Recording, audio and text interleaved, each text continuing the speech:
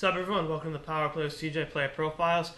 Today I'm focusing on Boston Bruins right winger Jordan Caron and what the native of Sayabec, Quebec, will offer the Bees for years to come. Gonna come right out and say it. I love him. He was one of my favorite Bruins. He's a big guy, 6'2" and 200 pounds, but he's not a power forward in the way Milan Lucic is. He's he plays the game right though. He wins battles on the boards. I've heard him compared to Mike Knuble a little bit. I think that's somewhat fitting. He wins battles, and I love seeing it. I love his compete level. I love his defensive IQ. His hockey acumen is through the roof. I'm really enamored with him. And we're going to talk about his past exploits. I'm going to talk about what he's doing now. He's on a heater right now. He's one of the Bruins' hottest players, and I think long term, depending upon who lines up with who, I think him. If you move Sagan up to play Krejci and Lucic long term, once Horton's.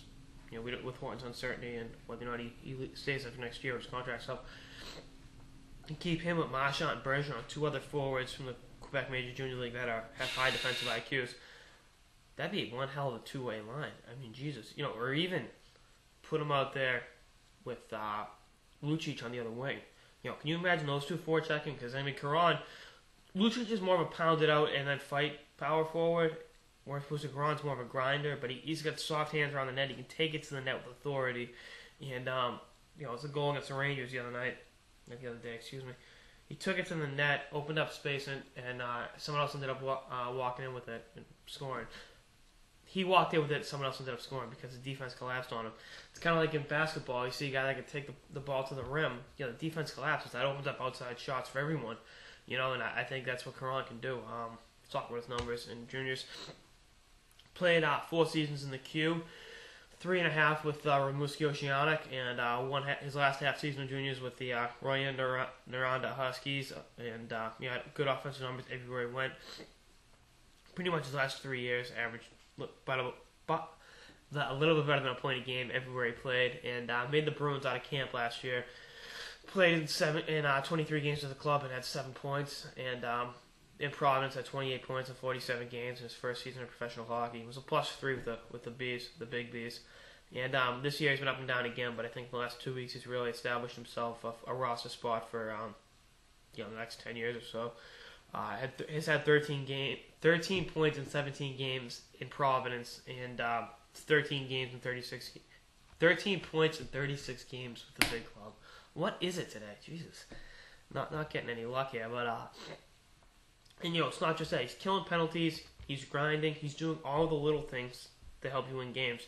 And through that, the offensive numbers are coming. He's not a flash and dash guy. He played for Canada at the World Juniors and won a silver medal back in 2010 on a grind line. That line was pretty good.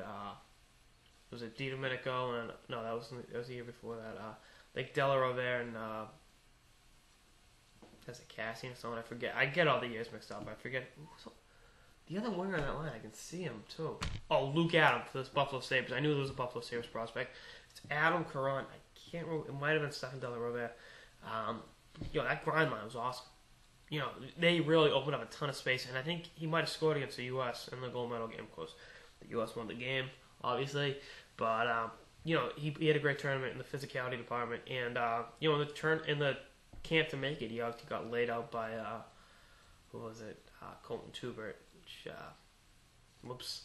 That'll hurt, but bounced back at a pretty good year in his last year in major juniors, and I had a pretty solid World Junior tournament. And I think long term, if Horton leaves, I think he can be a perennial 25 goal scorer. And people talk about Horton's this, Horton's that. Horton's inconsistent. Horton will get 25 goals, but there'll be 5 different stretches of 5 goals in 5 games. That's how Horton gets his goals. Whereas opposed to I think Caron will he'll chip in, but he'll be consistent on night in, night out basis. You know what you get with him, and I like that. I think it's tough to see. It's really, he's 21 years old. You don't see that too often from young players, but with this kid, you do see it. Because he's that good in every zone. He's really he's ahead of his time. Ahead of his age. Excuse me, with regards to his hockey IQ and his defensive acumen. I think he went 25th in the draft. I think a lot of teams wish they'd taken him. He's really. The Bruins kind of reached for him, and whoops, here he is. He's going to be outstanding. I don't see him relinquishing a spot in Boston anytime soon. That's it for this episode of the Power Play with CJ, player profile on Boston Bruins winger Jordan Caron. Stay tuned for more episodes throughout the season. Later, guys.